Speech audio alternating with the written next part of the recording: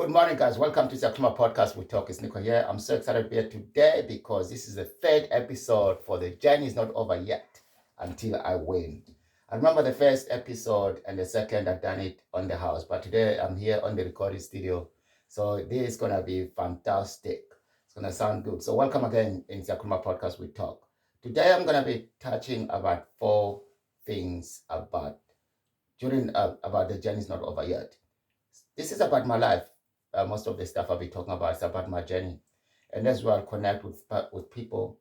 Maybe who have familiar journeys, special refugees and asylum seekers, or anyone out there who keep having a long journey and is not over yet. For me, my journey is not over yet until I win. That is my thing every morning. The journey is not over yet until I win, and that's what I believe. So I think everybody always asks me, Nico, how do you keep going about all these years, man? All those struggles, all those challenges, all those, lots of things. And, well, it's easy maybe for me now to say, okay, done this and that. But some of the stuff, I don't know. I cannot remember much. But that's why the journey is one of those things you do. You fall, you get up, you fall, you get up. You just keep fighting until you get there. So I'm not saying I'm halfway or not halfway or not, but I'm on the journey. So that's what I'm going to be talking about today here. So I think the question I always ask myself all the time is like, what is holding me back? What I mean by that, I mean like when I'm trying to do things, like I've got lots of ideas, but I'll say, okay, I'm going to do this. I need to record this episode tomorrow, and then something comes up or something does. I'm there, but there's no energy. There's no energy on that. There's no love on it. There's no feeling on it. And when it happens like that, I don't do it because either two ways. You either force yourself to do something and it comes out horribly, or you either just manage how to wait until the moment is right, which means some cases it's never be a right moment. So the question is, how do we actually balance those two, not to leave it too long and not to do it wrong?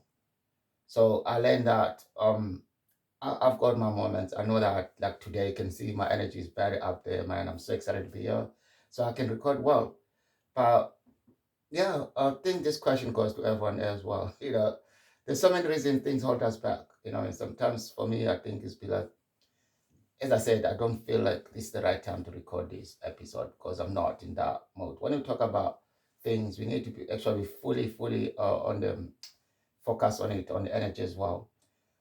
So I know it might not make sense because I'm not answering the question. What's holding me back? What's holding me back is me. There's no one else. I think I answered the question. So whatever you do in your life, what holds you back is yourself.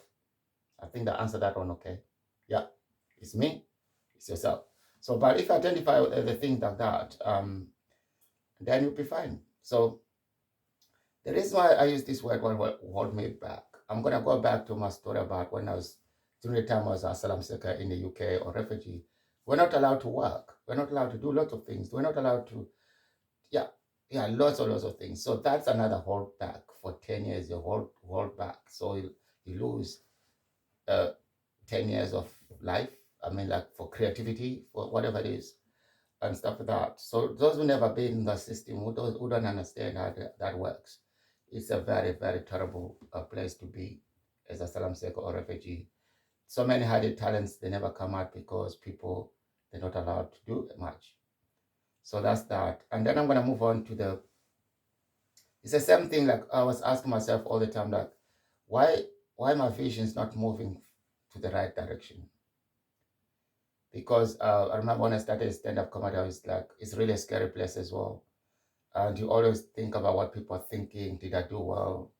Did I do that? And then when I start hosting comedy now, it gets worse and worse because now you've got competitors and you've got haters.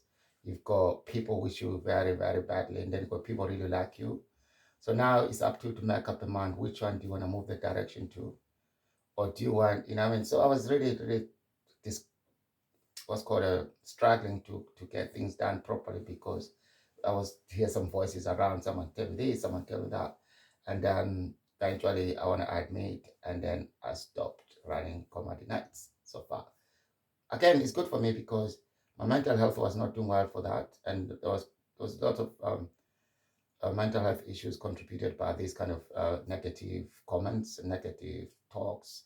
There's a very bad toxic cycle of comedy groups in Scotland. I can say that it's really bad, terrible.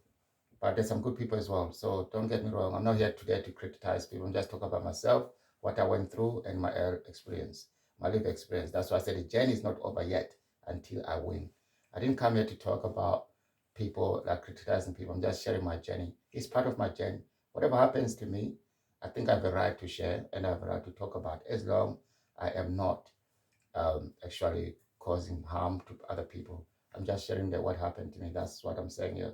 So please don't get me wrong when you're out there saying I'm talking bad about people. No, I love people. But every journey's got these challenges. You can go and meet people who love you, people who don't love you, and people wish you bad and people wish you good. So it doesn't necessarily mean that if you have to tell your story, so you have to keep those who treat you bad on the side, or you know what I mean, because in case you're called names, you know what I mean, we need to, it's just to remind them that it's okay to be nice.